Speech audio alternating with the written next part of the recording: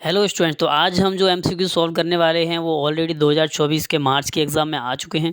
ठीक है, तो हमारा आज का पहला एमसीक्यू है जिसमें बोला गया है which reagent is used to distinguish between secondary and tertiary amines. तो आपको पता है कि प्राइमरी, सेकेंडरी और टर्शरी अमीन को डिस्टिंग्विश करने के लिए टेस्ट होता था हिंसबर्ग। ठीक है, तो उसमें रिएजेंट यूज होता था हिंसबर्ग रिएजेंट। तो ये जो रिएजेंट है वो प्राइमरी, सेकेंडरी और टर्सरी इन तीन को डिस्टिंग्विश करता है। इसमें प्राइमरी और सेकेंडरी के साथ वो रिएक्ट कर जाता था, लेकिन टर्सरी के साथ वो रिएक्ट करता नहीं था। तो हमें यहाँ पे सेकेंडरी और टर्सरी पूछा है, तो सेकेंडरी के साथ तो रिएक्ट करेगा लेकिन टर्सरी के साथ रिएक्ट करता नहीं था। तो इस तरह से हम इसको क्या कर पाते हैं, अलग कर पाते हैं, सेपरेट भी कर पाते हैं। ठीक है, तो इसका आंसर हमारा आएगा हिंसबर्ग रिएजेंट। अब हमारा नेक्स्ट जो क्वेश्चन है उसके अंदर हमें बोला हुआ है कि which order of solubility in water of the following compound is correct. तो वाटर के लिए सॉरी वाटर के अंदर सॉल्युबिलिटी बतानी है हमें, और यहाँ हमें एग्जांपल्स दिए अमीन के। ठीक है, तो अमीन का जो ऑर्डर होता है वो होता है प्राइमरी, सेकेंडरी और उसका होता है टर्शरी। तो इस तरह से हम सॉल्युबिलिटी देख सकते हैं। ठीक है, पर यहाँ पे एग्जांपल हम देख पा रहे हैं कि यहाँ पे हमको रिंग भी दी हुई है एनिलीन वाली। ठीक है, वेंजी रिंग दी हुई है। तो जो एल्काइल कंपाउंड्स होते हैं वो सोल्यूबल होंगे एज ज़्यादा सोल्यूबल होंगे एज़ कम्पेयर टू एराइल्स। ठीक है, तो सबसे पहले तो हम एल्काइल वालों को आगे रखेंगे सोल्युबिलिटी के क्रम में, फिर उसके बाद हम पीछे कौन से लगाएंगे, एराइल वाले लगाएंगे।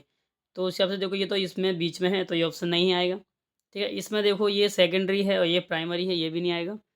इसके अंदर आप देखो सबसे ज़्यादा एराइल बता दिया है तो ये भी गलत हो गया। ठीक है, आप लास्ट ऑप्शन में देखो सबसे ज़्यादा सोल्यूबल प्राइमरी, फिर उसके बाद सेकेंडरी और सबसे कम कौन सा है, एराइल ग्रुप वाला। तो इसका आंसर क्या आ जाएगा, ऑप्शन नंबर डी। अब जो अगला क्वेश्चन है इसमें बोला है give IUPAC name of product due to acetylation of aniline. तो सबसे पहले क्या करो, एनिलीन का एसिटाइलेशन करवाओ। तो देखो ये हमारा होता है एनिलीन। इसका जब एसिटाइलेशन करवाते हैं तो पायरिडीन की प्रेजेंस में हम डालते हैं CH3COCl, ये डालते हैं। ठीक है, तो अब इससे जो बनेगा हमारा वो क्या बनेगा, ये देखो यहाँ से इसका Cl, ये इसका एक H निकल के -HCl हो जाएगा। ठीक है, तो जो बचा वो हम लिख देते हैं, क्या बचेगा, इधर NH बचा इस वाले में। ठीक है, आगे यहाँ से हमारा COCH3 जुड़ेगा तो C11O CH3। ठीक है, ये जुड़ा। ठीक है, अब इसका नाम बताओ आप लोग। ठीक है, तो हम देखो N के ऊपर यहाँ पे एक ये ग्रुप जुड़ा हुआ है और एक ये ग्रुप जुड़ा हुआ है। ठीक है, तो इसको तो हम बोल देंगे एन फिनाइल। क्या बोल देंगे, एन फिनाइल। ठीक है, और आगे जो बचा है, ठीक है, ये क्या हो जाएगा, इथेनामाइड। क्या हो जाएगा, इथेनामाइड। तो यहाँ पे देखो ऐसा ऑप्शन हमें कहाँ दिख रहा है, देखो ये रहा एन फिनाइल इथेनामाइड, ये हमारा ये आ गया ऑप्शन नंबर बी। अब हमारा नेक्स्ट क्वेश्चन इसमें बोला है which product is not obtained by sand mayor reaction. तो सैंड मेयर रिएक्शन में जनरली हम क्या देखते हैं कि हमारे पास होता है बेंजीन डायोजोनियम क्लोराइड या फिर कोई भी हैलाइड ले लेते हैं N2+X-। ठीक है, तो यहाँ पे हम CuCl यूज़ कर सकते हैं या CuCl2 यूज़ कर सकते हैं। फिर अगर Cl2 यूज़ कर रहे हैं तो हमारे पास क्लोरोबेंजीन आ जाएगा। अगर हम CuBr2 यूज़ कर रहे हैं तो ब्रोमोबेंजीन आ जाएगा। CuCl यूज़ करते हैं तो साइनोबेंजीन आ जाएगा। लेकिन हमें अगर आयोडो व्यंजन बनाना है तो हम अलग से क्या यूज़ करते थे, KI यूज़ करते थे हीट के प्रेजेंस में।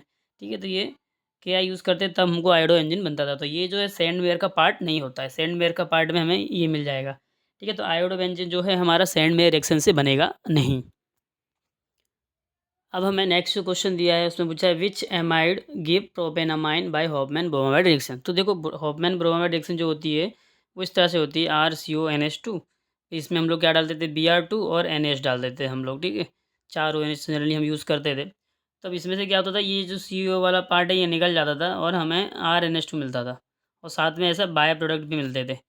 तो यहाँ से हमारा एक कार्बन कम हो रहा है। तो अगर मुझे क्या करना है, प्रोपेनामाइन चाहिए तो एक ज़्यादा कार्बन वाला मुझे क्या लेना पड़ेगा, एमाइड लेना पड़ेगा। ये जो हमारा है एमाइड है, तो हमें एक ज़्यादा कार्बन वाला एमाइड लेना पड़ेगा। किससे, जो हमें डिजायरेबल प्रोडक्ट चाहिए उससे। तो देखो हमें क्या चाहिए, प्रोपेनामाइन, तो हमें क्या लेना पड़ेगा, ब्यूटेनामाइड लेना पड़ेगा। तो देखो यहाँ ऑप्शन में ये रहा, ऑप्शन नंबर सी में ब्यूटेनामाइड। तो हमारा इसका आंसर क्या आ जाएगा, ब्यूटेनामाइड। अब हमारा नेक्स्ट जो क्वेश्चन है इसमें बोला है what is the hydrolysis product of lactose. तो लैक्टोज को जब आप तोड़ते हैं तब आपको क्या मिलता है, ग्लूकोज और गैलेक्टोज। ठीक है, तो ग्लूकोज और गैलेक्टोज वाला ऑप्शन आप देख पा रहे हैं, ऑप्शन ए में दिया हुआ है, ये रहा ग्लूकोज एंड गैलेक्टोज। तो इसका आंसर आ जाएगा ग्लूकोज प्लस गैलेक्टोज। अब हमें नेक्स्ट जो क्वेश्चन दिया है बोला है which of the following acid is vitamin. देखो तो यहाँ पे देखो एक ही ऑप्शन दिख रहा है एस्कॉर्बिक एसिड, जिसको हम विटामिन सी बोलते हैं। ये क्वेश्चन ऑलरेडी हम लोग 2025 के मार्च वाले एग्जाम में देख चुके हैं। ठीक है, तो ये क्वेश्चन फिर से रिपीट हुआ है, तो इसको आप कर लेना। ठीक है, तो इसका आंसर हमारा एस्कॉर्बिक एसिड आ जाएगा। एस्कॉर्बिक एसिड को ही हम क्या बोलते हैं, विटामिन सी बोलते हैं। अब हमारा जो नेक्स्ट क्वेश्चन है उसमें बोला है hydrogen bond is present in which two pair of bases in double helix structure of DNA. तो डीएनए के अंदर जनरली हमें ए डबल बॉन्ड टी इस तरह से मिलेगा, यानी ए एडेनिन और थायमिन डबल बॉन्ड में मिलेगा, ठीक है। ग्वानिन और साइटोसिन ट्रिपल बॉन्ड में मिलेगा। तो इस तरह की बॉन्डिंग हमको डबल हेलिक्स स्ट्रक्चर में मिलती है डीएनए की। तो ऐसा ऑप्शन ले लो जिसमें एडेनिन जो है थायमिन के साथ जुड़ा हो, ग्वानिन साइटोसिन के साथ जुड़ा हो। तो देखो पहले में क्या था, एडेनिन साइटोसिन, तो ये गलत हो गया। फिर इसमें दिया ग्वानिन एंड थायमिन, ये भी गलत हो गया। बी ऑप्शन में दिया एडेनिन थायमिन, देखो ये रहा। फिर साइटोसिन और थायमिन, ये भी गलत हो गया। तो ऑप्शन नंबर हमारा जो बी है वो क्या हो जाएगा, सही हो जाएगा। तो इसका आंसर आएगा ऑप्शन नंबर बी, जिसके अंदर हमें दिया है एडेनिन डबल बॉन्ड के साथ जुड़ा है, किसके साथ, थायमिन के साथ। अब हमारा नेक्स्ट क्वेश्चन है, उसने पूछा which amino acid is not optically active.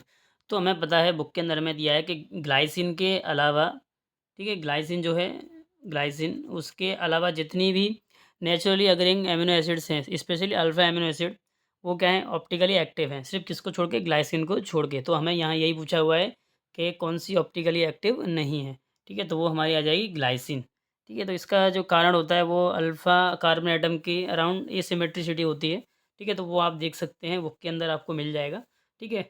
बाकी आपको ज़्यादा इसमें पढ़ने की ज़रूरत नहीं है, आप सिर्फ इतना याद रखें कि ग्लाइसिन जो है ऑप्टिकली एक्टिव नहीं है। जितनी भी हमारी नेचुरली अक्रिक एमिनो एसिड्स हैं उसके अंदर ग्लाइसिन को छोड़ के सारी की सारी एमिनो एसिड ऑप्टिकली एक्टिव हैं। अब देखो हमारा जो क्वेश्चन है लास्ट, उसमें बोला है which one is an example of solid solution, ठीक है। तो इसमें कौन सा एग्जाम्पल सॉलिड सॉल्यूशन का है। देखो कोई भी सॉल्यूशन का जो फेज़ है वो जनरली सॉल्वेंट डिसाइड करता है, ठीक है। तो सॉल्वेंट यहाँ देख सकते हैं आप, पहले वाले ऑप्शन में नाइट्रोजन गैस है, यानी कि गैस हो गया फेज़, ठीक है। दूसरे वाले में वाटर है, ये चौथे वाले में वाटर है, लास्ट वाले में गोल्ड है जो कि सॉलिड है। तो इसका फेज़ क्या हो जाएगा, सॉलिड हो जाएगा। तो वो सॉलिड सॉल्यूशन कहलाएगा, ठीक है। तो इसका आंसर आ जाएगा हमारा ऑप्शन नंबर सी। और जिन लोगों ने अभी तक हमारे चैनल को सब्सक्राइब नहीं किया है वो प्लीज़ सब्सक्राइब करें और जुड़े रहिए हमारे साथ इसी तरह से एमसीक्यूज़ के लिए। और हम मिलते हैं कल फिर से एक नए वीडियो के साथ में, तब तक के लिए गुड बाय।